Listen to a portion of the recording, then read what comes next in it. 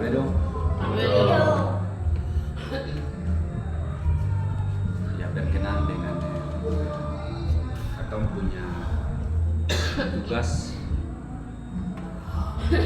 yang berhubungan dengan sosialisasi kepada baik keluarga, masyarakat, lingkungan kerja terkait dengan dampak daripada korupsi dalam kehidupan kita semua.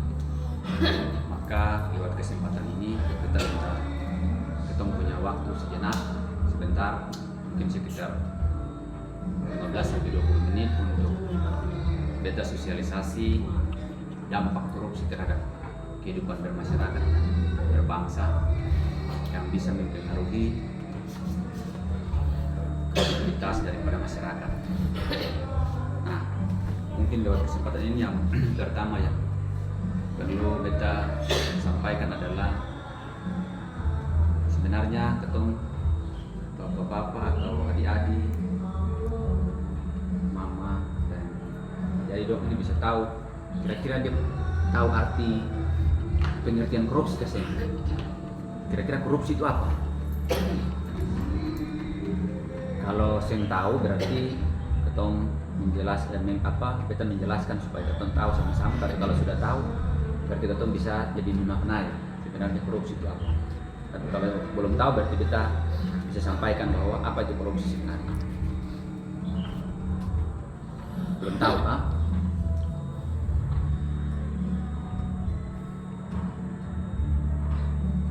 Jadi korupsi dalam bahasa sederhana itu penyalahgunaan kewenangan atau kekuasaan.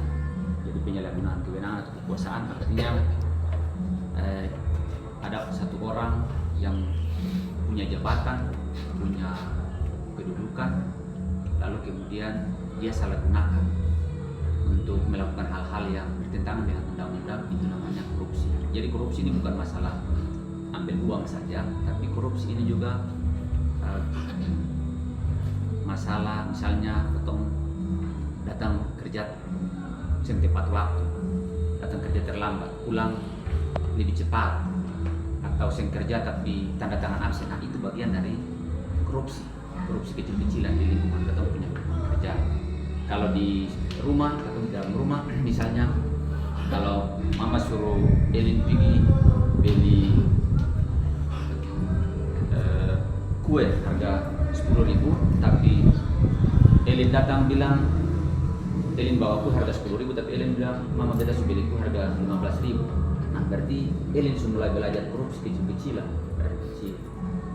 Jadi yang begitu boleh.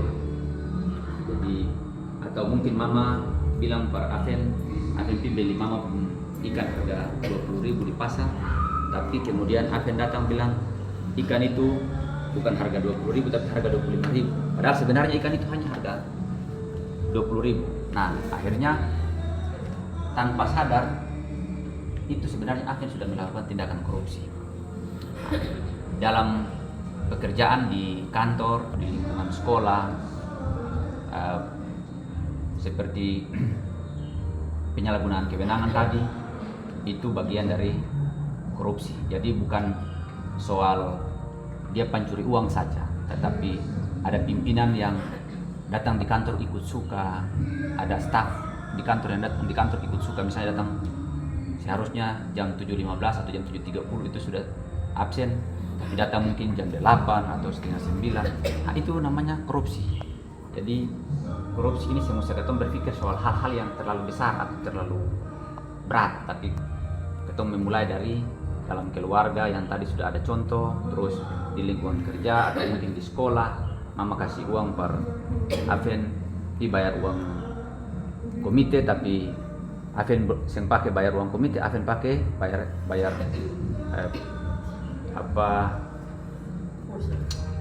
beli pulsa.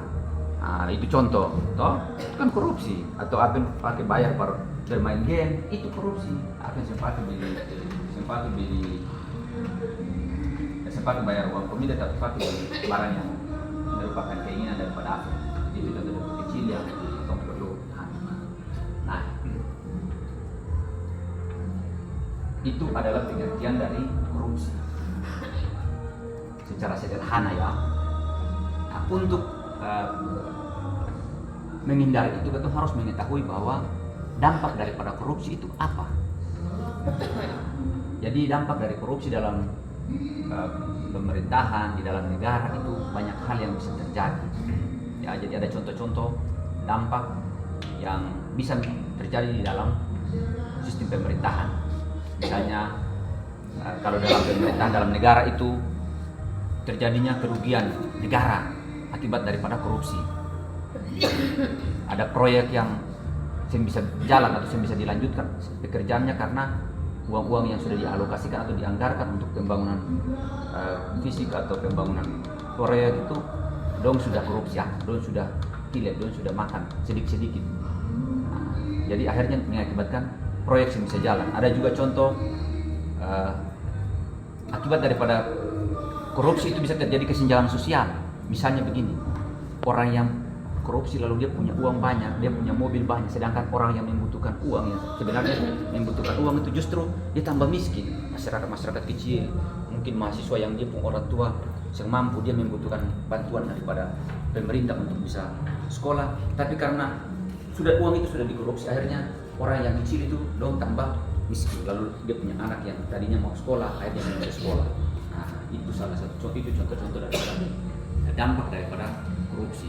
Selain itu adanya erosi kepercayaan, artinya kepercayaan masyarakat terhadap pemimpin-pemimpin itu dia menjadi berkurang.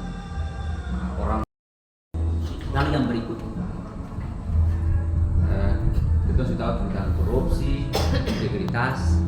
Ada lagi yang perlu kita ketahui, yaitu sifat atau sikap anti korupsi. Nah, ini juga penting. Jadi ini sikap anti korupsi itu perlu sekali, penting sekali. Kenapa kita harus melakukan mempunyai sikap atau sifat anti korupsi? Supaya kemana-mana itu jangan ada niat, jangan ada pikiran, jangan ada keinginan atau kemauan di dalam itu punya diri untuk melakukan hal-hal yang berhubungan atau berurusan dengan tindakan korupsi. Nah, yang pertama yang kita mesti tahu adalah anti korupsi itu apa? Anti korupsi itu adalah sikap, tindakan atau kebijakan yang menolak serta melawan segala bentuk korupsi.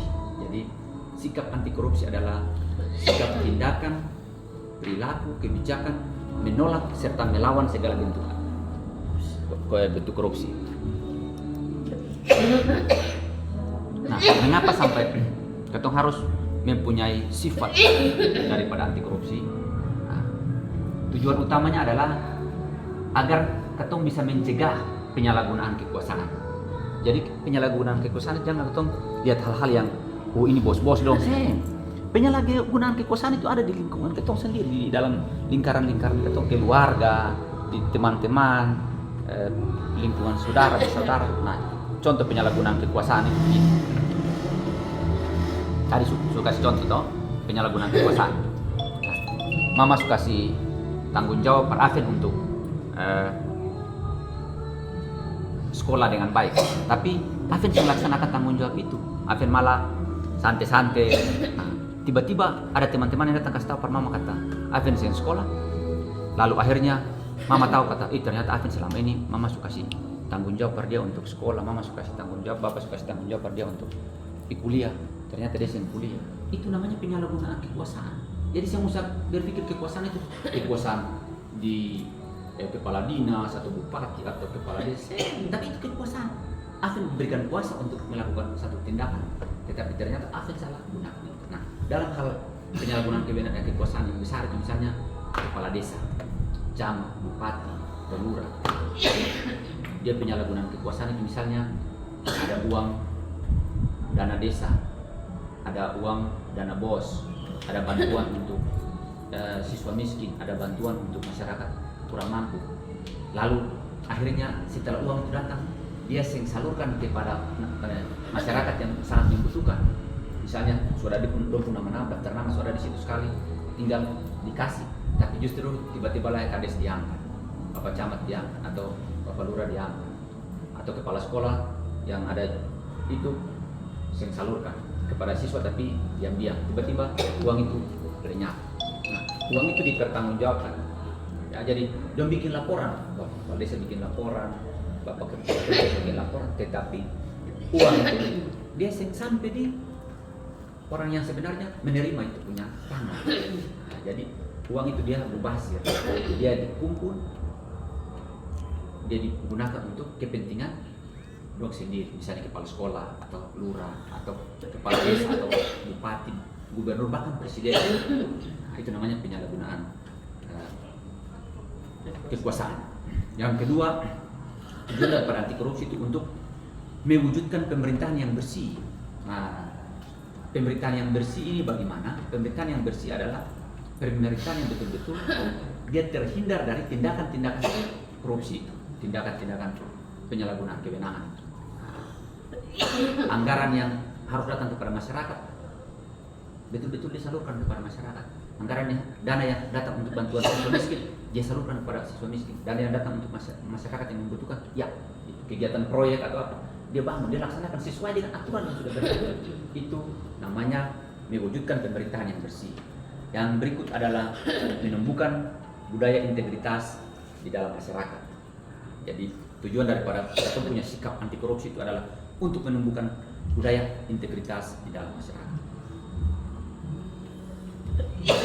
Nilai-nilai anti korupsi misalnya kejujuran, kepedulian, kedisiplinan, tanggung jawab, kerja keras, kesederhanaan, keadilan, keberanian, dan mandiri. Itu adalah nilai-nilai kejujuran. Jadi kalau ketong jujur, ketong mau supaya ketong anti korupsi, ketong melakukan tindakan anti korupsi, maka itu hal-hal yang perlu ketong lakukan. Ketong harus jujur, ketong harus peduli dengan orang lain, ketong harus disiplin. Tadi disiplin waktu, disiplin apa, terus kerja keras, terus ketong hidup juga harus sederhana.